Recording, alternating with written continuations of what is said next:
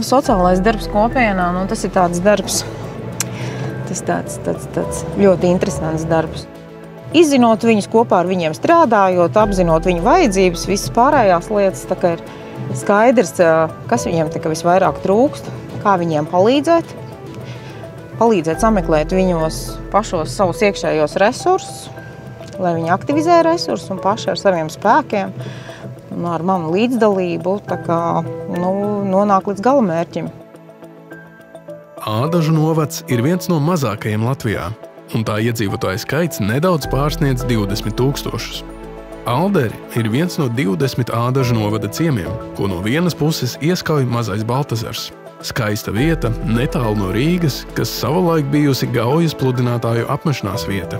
Pēdējo gadu laikā ciemā būtiski palielinājusies apbūve, un iedzīvotāju skaits sasniedzis 5000. Līdz ar to parādījušās kā jaunas iespējas, tā arī izaicinājumi. Man ir 3 bērni, un tagad tu saproti, ka tev ir jāstrādā principā pa šoferi, jo tev viņi ir jāvadā. Ja no rīta mēs tos bērnus varam iesēdināt autobusā palaist, tad pēc stundām mums ir pašiem jābrauc viņiem pakaļ. Kā ir tas autobus, nav tas autobus, ja ir pulciņš, tad sanāk ilgāk, bet ja var atrast kaut kādas nodarbes, ko varētu izmantot šeit pat uz vietas, tad tas būtu noteikti ļoti liederīgi. Alderiešu aktīvisti vēlas iekustināt vietējos iedzīvotājus, lai ciemā ne tikai būtu iespējams socializēties, saturīgi pavadīt brīvo laiku, bet arī kopīgi svinēt svētkus. Ja kaut kāds pasākums taisa, pirmais jau, kas bija, ko vienmēr Ādažu doma piedāvāja 4. maijā tos baltos galdautu svētkus, un tad vienmēr tā problēma, kur tad ņemsim to elektrību, Šī vieta pie pludmales elektrības nav, tad dod mums kaimiņiene, Tas ir tas ir pirmais pasākums, kas it kā tiek piedāvāts no pagasta, bet tas pārējais pašiem jārisina. Ciema iedzīvotāji vēlas saglabāt vēstures vērtības un kopīgi tās kopt, lai nodotu arī nākamajām paaudzēm. Tāpēc aktīvākie jau paši ir rakstījuši projektus un ar pašvaldības finansiālo atbalstu izdevies gan parkā uzstādīt šūpoles, gan izveidot bērnu rotaļu laukumu. Sāksim darīt, tad arī tā atsaucība būs lielāka. Jo tas tā ir. Nevar ja ir tas ritms, tad viņš ir jātur. No pašvaldības puses mēs varam izdomāt daudz un dažādas lietas, bet tikai ciems zina, ko viņam visvairāk vajag.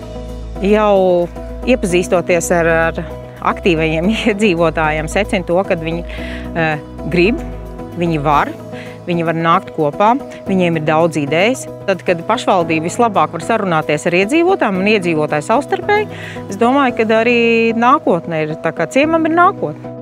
Labklājības ministrijas īstenotā pilotu projekta laikā ciema aktīvistiem, savācot 140 iedzīvotāju parakstus, izdevies ar pašvaldību vienoties par zemes gabala iezīmēšanu Alderu ciemu vajadzībām, kur nākotnē veidot kopīgas aktivitātes un iespējams pat izveidot kopienas centru.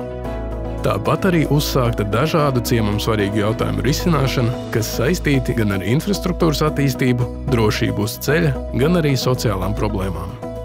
Piemēram, tātad mūsu sociālais dzīvoklis atrodas Alderos, un ja Alderu kopiena pat nebūtu tāda modra un aktīva, tad mēs varbūt nezinātu, kādas tur varētu turpināties tās sociālas problēmas, viņas varētu būt stipri lielākas.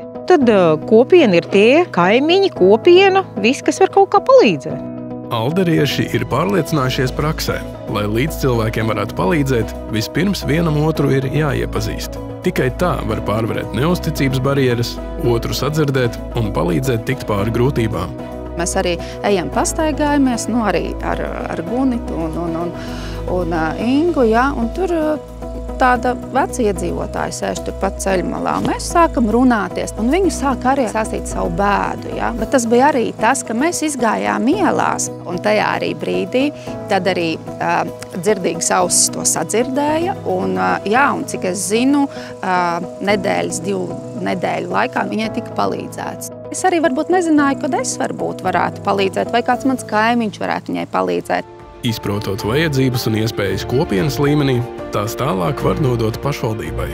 Tiek ievākta šī informācija, mēs zinām, kas ir vajadzīgais atbalsts, Cita starpā iedzīvotāji tiek iedrošināti savā vidē meklēt risinājumu. Ja tas nav iespējams, tad jau tas tilts nāk atpakaļ uz pašvaldību, un mēs skatāmies, kas būtu vajadzīgais atbalsts no pašvaldības. Mēs noteikti arī katrā tajā pieredzē, katrā gadījumā mācāmies. Un tas ir brīnišķīgs šī projekta pienesums, ka mēs redzam šīs pieredzes, mēs redzam šīs situācijas, un mēs esam gatavāki arī proaktīvi iesaistīties, jo nav vairs šīs neziņas, ko darīt. Jau apvienojot abus Ādažu un Dzarnikavas novadus, mēs redzējām vajadzību pēc sociālā darbinieka kopienām. Mēs vēl šo amatu izveidojām pirms vēl bija sācies pilots projekts un bijām saskatījuši tā nozīmīgumu.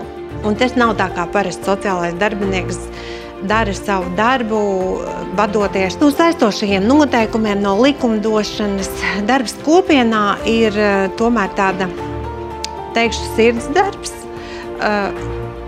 Saredzēt tās vajadzības, kas kopienai tajā brīdī ir aktuālas. Mans uzdevums pirmais ir iegūt uzticību, varbūt uzreiz nekad neteikt nē, strādāt, domāt, meklēt risinājumus, kā palīdzēt. Arī no pašvaldības puses mēģināt runāt, pārliecināt savus kolēģus, kas ir sociālais darbs kopienā, kā tas strādā un kopienai nākot, socializējoties.